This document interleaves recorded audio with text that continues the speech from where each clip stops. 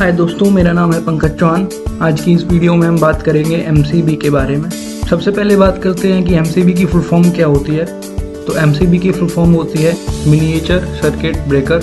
MCB को use किया जाता है ओवर करंट और शॉर्ट सर्किट करंट प्रोटेक्शन के लिए।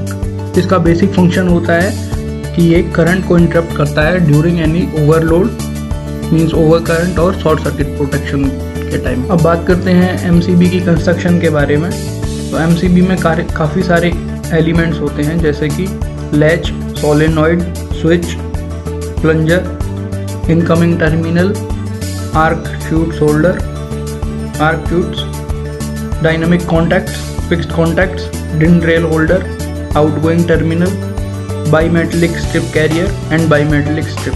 ये सारे एलिमेंट्स एमसीबी के अंदर होते हैं, जो कि एक मोल्डेड इंसुलेटेड केस के अंदर मर्ज किया जाता है। अब बात करते हैं एमसीबी के वर्किंग प्रिंसिपल के बारे में। तो एमसीबी के दो टाइप्स के वर्किंग होती हैं, जैसे कि ओवरलोड प्रोटेक्शन में थर्मल ट्रिपिंग होता है और शॉर्ट सर्किट प्रोटेक्शन में मैग्नेटिक ट्रिपिंग होता है। अब बात करते हैं कि ओवरलोड प्रोटेक्शन कैसे होता है। तो ओवरलोड जब होता है हमारे एमसीबी पे, तो उस टाइम पे क्या होता है कि एमसीबी के थ्रू रेटेड करंट से ज़्यादा ओवर करंट फ्लो होता है। उस टाइम पे क्या होता है, एक बाईमेटलिक स्ट्रिप होती है एमसीबी के अंदर। बाईमेटलिक स्ट्रिप एक बाई मेटल से बनी हुई स्ट्रिप होती है, जो डिफरेंट टू मेटल्स से बनती है। मेटल्स जो है जनरली कॉपर और ब्रास यूज़ किया जाता है। जब भी उसके थ्रू रेटेड करंट से ज़्यादा करंट पास होता है, तो वो मेटलिक स्ट्रिप जो है वो एक्सपेंड होती है डिफरेंट डायरेक्शंस में, जिसके थ्रू लैच मैकेनिज्म जो एमसीबी का है वो मैकेनिकल सिस्टम है उसको ऑपरेट करा देता है, और उसके बाद एमसीबी जो है वो ट्रिप कर जाता है। तो इस तरह से ओवरलोड प्रोटेक्शन एमसीबी प्रोवाइड करती है। अब बात करते हैं शॉर्ट सर्किट प्रोटेक्शन के बारे में। शॉर्ट सर्किट प्रोटेक्शन कैसे प्रोवाइड एमसीबी करता है। तो क्या होता है जनरली कि हमारा जो फेज है वो लाइव वायर वो डायरेक्टली कनेक्टेड हो जाता है न्यूट्रल से। तो उस टाइम में क्या होता है कि वहाँ पे शॉर्ट सर्किट हो जाता है। Then what will happen, large fault current जो है वो एमसीबी के सोलेनॉइड कॉइल से पास होता है, हायर फॉल्ट करंट। तो जैसे ही हायर फॉल्ट करंट जो है वो एमसीबी की कॉइल के थ्रू पास होता है, तो इंस्टेंटली उस कॉइल के अंदर हायर मैग्नेटिक फील्ड जनरेट होता है, जो कि प्लंजर को रिलीज करता है, और प्लंजर जो है वो स्ट्राइक करता है ट्रिप लेवर को, जो कि इमीडिएट रिलीज कर देता है मैकेनिकल लैच को, और फिर कॉन्टैक्ट्स ओपन हो जाते हैं। अब बात करते हैं क्लासिफिकेशन ऑफ एमसीबी की।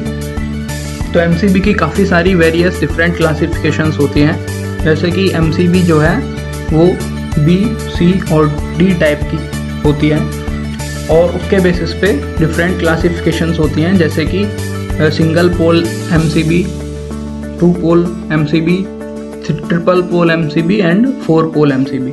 सिंगल पोल एमसीबी में क्या होता है, जो हमारा फेज वायर है उस फेज वायर के इनकमिंग को और आउटगोइंग को कनेक्ट किया जाता है, न्यूट्रल को डायरेक्टली कनेक्ट कर दिया जाता है।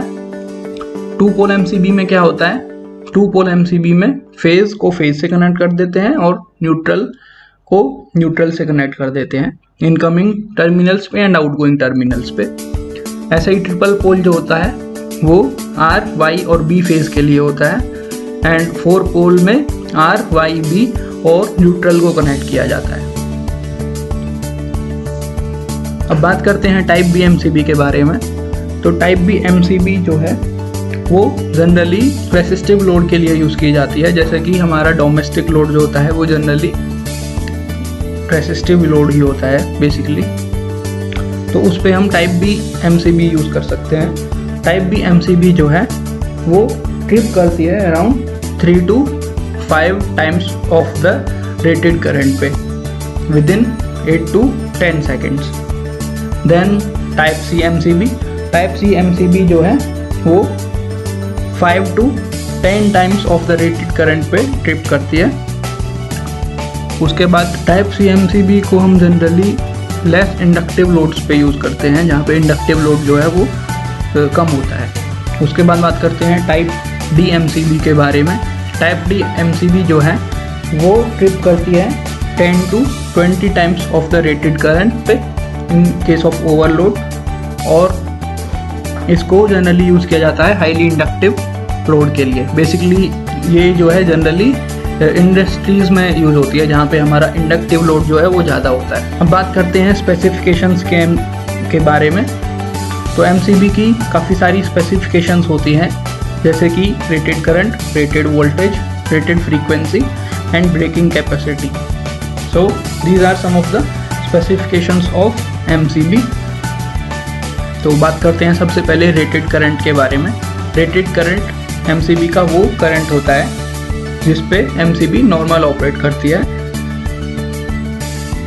उसके बाद बात करते हैं रेटेड वोल्टेज के बारे में। रेटेड वोल्टेज MCB का वो वोल्टेज लेवल होता है जिसके लिए MCB को डिज़ाइन किया जाता है। रेटेड फ्रीक्वेंसी जनरली 50 हर्ट्ज ही यूज़ होती है।